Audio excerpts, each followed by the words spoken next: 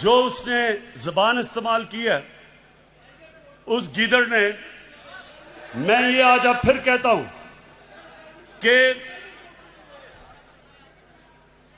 कि अब से कोई इनको वीआईपी जेल नहीं मिलेंगे, इनको आम कैदियों की तरह हम रखेंगे। उनको मैं अब खुद तैयार करूंगा। इस मुल्क में वो लोग जिन्होंने चोरी करके मुल्क को लूट के पैसा बाहर लेके गए हैं, इंशाल्लाह एक एक को हम पकड़ेंगे।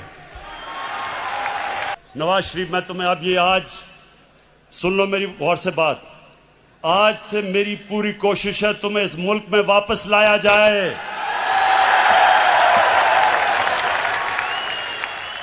और तुम्हें यहां आम जेल के अंदर डालेंगे, वीआईपी जेल नहीं होगा। गरीब आदमी लाखों की चोरी करे तो वो तो बेचारा जिन हालात में जेलों में रहता है, और जो अरबों पैसा चोरी करके बाहर ले जाए, बच्चे अरबों रुपए के घरों में रहें और वो जाके वीआईपी जेल में ठहरे। तुम वापस आओ तो मैं देखता हूं तुम्हें हम कैसे रखते हैं। जो इसने जबान इस्तेमाल की पाकिस्तान के आर्मी चीफ के खिलाफ और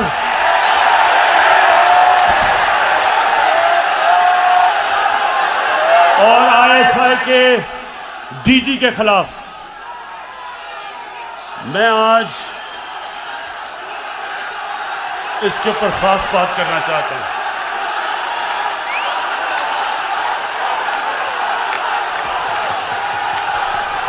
अच्छा खामोशी, सुने जरा मेरी बात, सुने सुने सुने मेरे टाइगर्स और पाकिस्तान के नौजवानों, सुनो गौर से। बर्रे सगीर की तारीख में कभी भी ऐसी हिंदुस्तान में हुकूमत नहीं आई जो मुसलमानों से और पाकिस्तान से इतनी नफरत करती है जितनी नरेंद्र मोदी की हुकूमत करती है। हमारे फौजियों के ऊपर मुसलसल हमले हो रहे हैं। हर रोज हमारे फौजी अपनी जान की कुर्बानियां दे रहे हैं। परसों 20 पाकिस्तान के सिक्योरिटी फोर्सेस के लोगों ने शहादत पाई, 20 लोगों ने।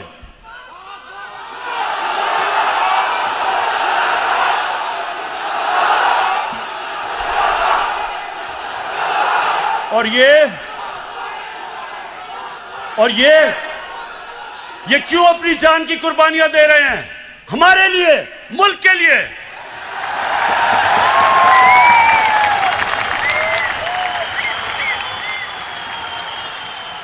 और ये गीदड़ जो दुमदमा के बाहर भागा था, वहां बैठ के आर्मी चीफ के ऊपर जो उसने कल जुबान इस्तेमाल की और डीजी आईएसआई के ऊपर, सुने गौर से मेरी बात, मैं थोड़ा सीरियस आपसे बात करूंगा। ये वो नवाज शरीफ है जो आज फौज के ऊपर और फौज के सरबराह के ऊपर इस तरह की जो जुबान इस्तेमाल कर रहा है। आपको याद नहीं होगा क्योंकि आप तो तब पैदा भी नहीं हुए थे। ये जनरल जिलानी के घर के ऊपर सरिया बनाते हुए मिनिस्टर बना था। ये वो आदमी है जो ज़ियाउल हक के जूते पॉलिश करते करते चीफ मिनिस्टर बना था। ये वो आदमी है जिसने जनरल दुरानी आईएसआई के जब चीफ थे, पीपल्स पार्टी के खिलाफ जब इलेक्शन हुई तो मिरान बैंक से इसने करोड़ों रुपया लिया था इलेक्शन लड़ने के लिए। डीजी आईएसआई की सुप्रीम कोर्ट को रिपोर्ट थी। लेकिन इस मुल्क की बदकिस्मती ये कि हमारे मुल्क की अदालतों ने इसकी मदद की हमेशा। ये वो आदमी है जिसने आसिफ जरदारी को 2 दफा जेल में रखा था। जनरल बाजवा ने नहीं डाला था, और उसको कहता था पाकिस्तान का करप्ट तरीन आदमी है वो जरदारी। इसको ऊपर हुदायबा पेपर मिल का केस उसने इसके ऊपर बनाया था, जिधर अरबों रुपए इन्होंने करप्शन करके पैसा बाहर भेजा था, वो उसने नवाज शरीफ पे बनाया था, जनरल बाजवा ने नहीं बनाया था। ये वो नवाज शरीफ है और जरदारी, चुप करके सुने, चुप करें जरा, सुने मेरी बात। ये वो जरदारी है और नवाज शरीफ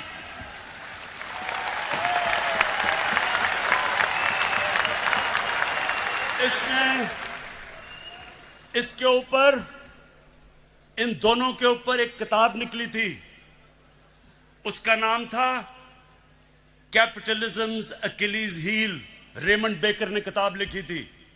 ये इनके पहले दौर के बाद, जब इन दोनों ने 2 दफा बारियां लेकर मुल्क को लूटा था, उसने किताब लिखी और उसके ऊपर पूरा चैप्टर दिया कैसे इन दोनों ने इस मुल्क से पैसा चोरी करके मुल्क से बाहर लेके गए। जनरल बाजवा ने नहीं लिखी थी, रेमंड बेकर ने लिखी थी।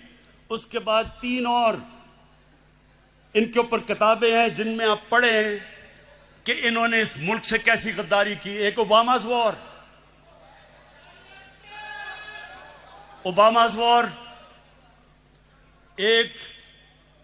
एक है सूस्कीन, उसने किताब लिखी the way of the world. उसमें वो क्या किताब में कह रहा है कि बिलावल को उनकी वालदा टेलीफोन करके, CIA ने उसका टेलीफोन टैप किया, बैंक अकाउंट्स बता रहे थे कि किन किन बैंकों में पैसे पड़े हैं तुम्हारे बारे। जो बाहर, अब जरा गौर से सुने मेरी बात, क्योंकि मैंने बाहर एक केस लड़ा हुआ है,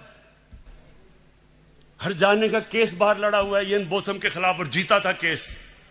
वहां सुने वहां क्या होता है, वहां जब आप कोई किताब लिखते हैं, 4 किताबें मैंने बाहर पब्लिश करवाई हैं, एक एक लफ्ज उस किताब में आप लिख नहीं सकते। वकील बैठता है और देखता है कि क्या आप साबित कर सकते हैं चीजें, नहीं तो आप कोई किताब नहीं बाहर लिख सकते, क्योंकि इतने सख्त कानून है वहां। तो जो इनके ऊपर चीजें लिखी हुई हैं, एक गोस्ट वॉर्स है, एक और किताब, उसमें लिखता है कि नवाज शरीफ अमेरिकनों को कह रहा है कि अपने फौज यहां ले आओ। वो अपनी फौज से डरा हुआ था, अमेरिकी फौज को कह रहा था कि मुझे प्रोटेक्शन दो, उस किताब में लिखा हुआ है। सो ये वो लोग हैं, ये अपना चोरी किया हुआ पैसा बचाने के लिए ये इस मुल्क को बेच सकते हैं। इनका तो पैसा खुदा है। इन्होंने जो इस मुल्क से किया है, वो मीर जाफर और मीर सादिक ने अपनी कौमों से किया हुआ था। पहले अपनी जात के लिए, अपने फायदों के लिए उन्होंने अपनी कौमों को गुलाम बनाया था। ये जो बाहर बैठ के इसने पाकिस्तानी फौज के ऊपर, ये हमला जनरल बाजवा पे नहीं है, ये पाकिस्तानी फौज पे हमला है। यही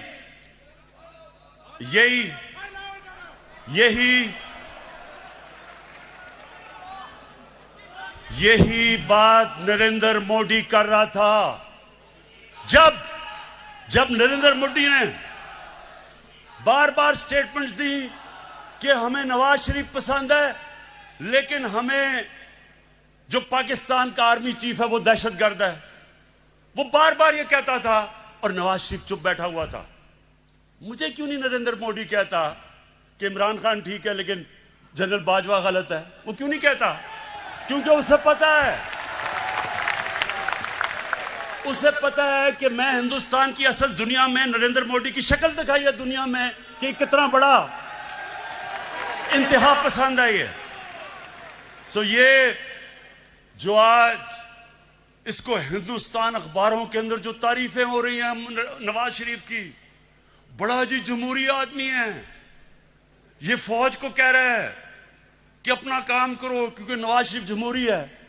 क्या हिंदुस्तान को नहीं पता कि जब जनरल जिया ने इसको गोद में बैठा के मुंह में दूध की चूसनी लगाई थी इसके मुंह में, इसकी जमहूरियत? क्या हिंदुस्तान को नहीं पता कि ये वो वजीर आजम है जिसने डंडों से सुप्रीम कोर्ट के ऊपर हमला करवाया था। और फिर जुल्म देखें कि बाकी जुडिशरी को ब्रीफ केस दे के खरीदा था। ये वो नवाज शरीफ है जो आज बड़ा जमहूरी बन रहा है। ये वो नवाज शरीफ है जो टेलीफोन कॉल करके कहता था जस्टिस क्यूम इसको 3 साल नहीं, बेनजीर को 5 साल सजा दो। ये वो है आदमी, ये वो है जो पिछला नैब का चेयरमैन कमर जमान जैसा करप्ट आदमी उसको चेयरमैन बना के अपने केस बंद करवाए। इसके लिए अदलिया तब तक ठीक है जब तक अदलिया इसके साथ खड़ी है। हुदैबा पेपर मिल का ओपन एंड शट केस जब बंद होता है, अदलिया बंद करती है, तो अदलिया बहुत अच्छी है। जब 5 मेंबर बेंच अदलिया का पैनमा के केस में इसको सजा देता है, तो क्यों निकाला करके दौरा करके अदलिया को बुरा भला कहना शुरू कर देता है? क्या पैनमा का केस जनरल बाजवा ने किया था? इंटरनेशनल जब इंकशाफ हुआ था तो वो क्या पाकिस्तानियों का कसूर था? सारी दुनिया के अंदर इंकशाफ हुआ जिसमें पता चला कि हर मुल्क के पॉलिटिशियंस ने किस तरह मुल्क से पैसा चोरी करके ऑफशोर कंपनीज में पैसा रखा हुआ था। तो तब किसका कसूर था? यहां लोगों के सामने बेशर्मी से झूठ बोलते हैं। वो भी झूठ बोलता है, उसका भाई भी झूठ बोलता है, बेटे भी झूठ बोलते हैं, बेटी भी झूठ बोलती है, और वहां जाके तकरीरें कर रहे हैं कि जी बहुत बड़े ये जमहूरियत के लिए खड़े हैं। इलेक्शन की बात करते हैं, इलेक्शन की बात करते हैं, ये जरा सुने। 2013 इलेक्शन के अंदर नेशनल असेंबली की सीटों में 137 पिटिशंस आई जिन्होंने चैलेंज किया कि उनके इलेक्शन में गड़बड़ हुई है। नेशनल असेंबली में 137 सीटें जिन्होंने पिटिशन दायर की। 2018 की इलेक्शन में सिर्फ 90 थे, 50% कम पिटिशंस थी। और नून लीग की, क्योंकि उनकी तो सिर्फ पंजाब में पार्टी रह गई है, पंजाब के अंदर उनकी सिर्फ 11 पिटिशंस थी। तहरीक इंसाफ की 13 पिटिशंस थी, यानी हमारी ज्यादा पिटिशन थी जिन्होंने कहा धांधली हुई है। तो मुझे यह बताएं कि जब 80% पोल का रिजल्ट आया, फैफन एक इंडिपेंडेंट इदारा है, उसने 80% ने कहा, 80% पाकिस्तान का इलेक्शन 2013 से बेहतर हुआ है, अच्छा इलेक्शन हुआ। तो मैं अब ये पूछता हूं कि जब हमने 2013 इलेक्शन के बाद मैंने सिर्फ 4 हल्के मांगे थे, 137 में से 4 हल्के मैंने कहा इनको खोल के बता दो, अगर ये ठीक है तो हम मान लेंगे इलेक्शन।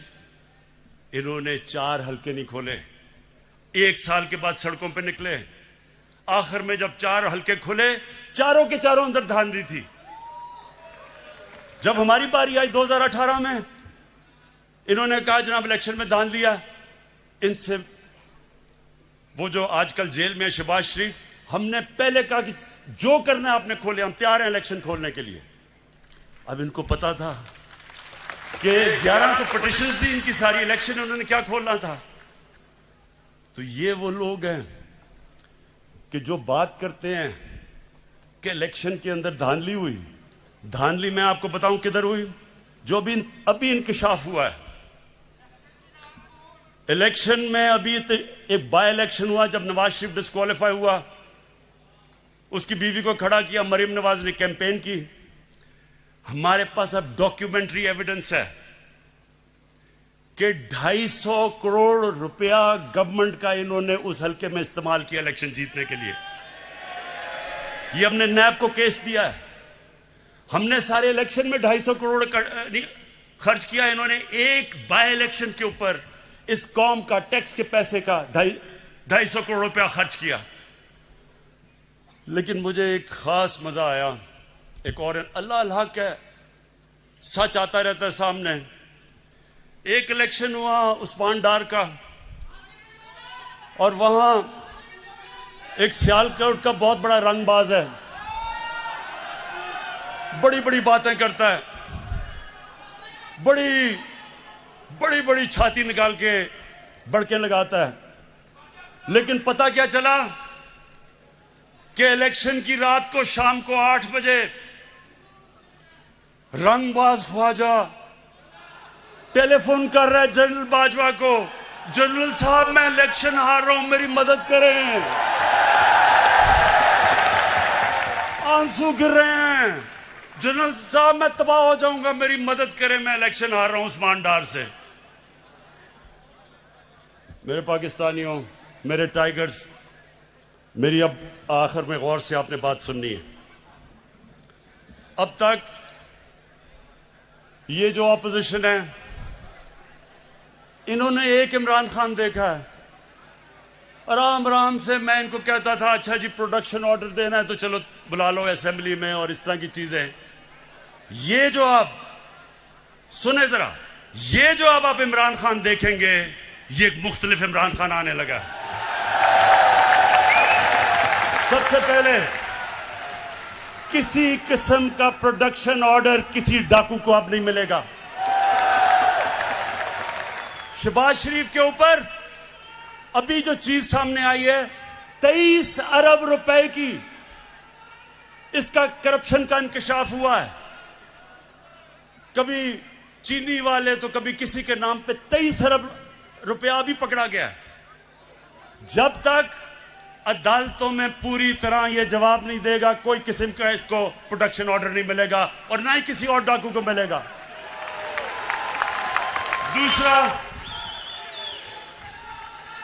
दूसरा ये जरा सुन लो। अब मैं अपनी पाकिस्तान की अदलिया को और हमारी नैब को एक पैगाम आज देना चाहता हूं। देखें, लोग तंग आ गए हैं, लोग इंसाफ की इंतजार कर रहे हैं, लोग चाहते हैं कि इन चोरों से पैसा मिलके वापस अवाम के पास आए। लोग, पाकिस्तानी कौम इंतजार कर रही है कि केस कब अदालत में कंप्लीट होंगे। मेरी रिक्वेस्ट है जनाब चीफ जस्टिस साहब, जो गवर्नमेंट से आपको लॉजिस्टिकल सपोर्ट चाहिए हम देने के लिए तैयार हैं।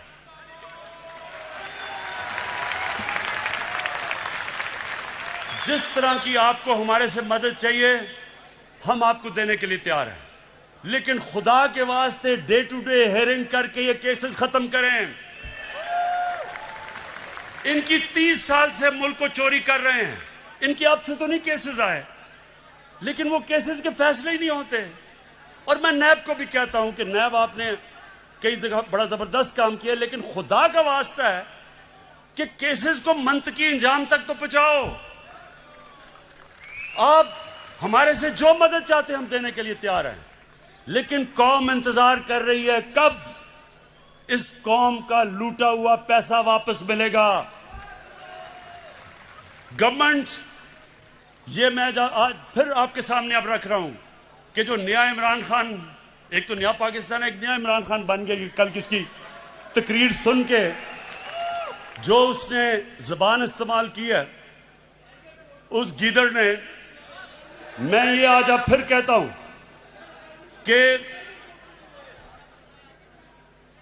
कि अब से कोई इनको वीआईपी जेल नहीं मिलेंगे, इनको आम कैदियों की तरह हम रखेंगे।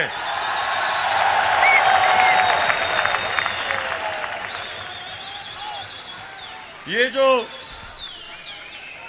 जो सारी जो कल सर्कस थी, ये सर्कस को मेरा पैगाम है कि देखें, आप सारे तो कभी किसी का कंधा पकड़ के आया, कभी कोई जलानी ने बना दिया, किसी ने कागज का टुकड़ा दिखा दिया कि जी मुझे तो मेरी वालदा की वजह से पार्टी मिल गई है। ये आपके सामने शख्स खड़ा है, इसने पहले तो 20 साल खेलों की ग्राउंडों में दुनिया की बेहतरीन लोगों से मुकाबला किया और उसके बाद 22 साल वाहिद पॉलिटिशियन हूं। 22 साल छोटी सी पार्टी से शुरू करके अवाम के पास जाके वाहिद पब्लिक मूवमेंट से पार्टी बनाई है। किसी का सहारा नहीं चाहिए। मैं आज आपको कह रहा हूं कि इंशाअल्लाह अब आपको मैं मुकाबला करके दिखाऊंगा। मैं सारी जो गवर्नमेंट के हमारे इदारे हैं, नैब हमारे आजाद है, अदालतें आजाद है, लेकिन मेरे नीचे जो अदारे हैं उनको मैं अब खुद तैयार करूंगा। इस मुल्क में वो लोग जिन्होंने चोरी करके मुल्क को लूट के पैसा बाहर लेके गए हैं, इंशाल्लाह एक एक को हम पकड़ेंगे। मेरी रिक्वेस्ट है फिर से नैब को और अदालतों से कि आप प्लीज इनके फैसले करें। और मैं अदालतों को आज ये कहना चाहता हूं, जो ये कोशिश कर रहा है अदालतों के अंदर इंतशार फैलाए, किसी जज का नाम ले रहा है, ये कोशिश कर रहा है फौज के अंदर इंतशार फैलाए, डीजी आईएसआई और आर्मी चीफ की बात कर रहा है कि फौज के अंदर इंतशार हो जाए, ये कोशिश कर रहा है कि बाहर जो एंटी पाकिस्तान फोर्सेस हैं उनके अंदर ये नुमाया हो जाए, जिसमें इसको पता है कि जो इजराइल की और जो हिंदुस्तान की लॉबी वो अमेरिका में सबसे मजबूत है, उसको अपील कर रहा है। ये जो गेम खेल रहा है, मैं ये गेम सारी समझता हूं, मुझे सारी इंटेलिजेंस है ये क्या खेलने की कोशिश कर रहा है। और मैं इसको ये बताना चाहता हूं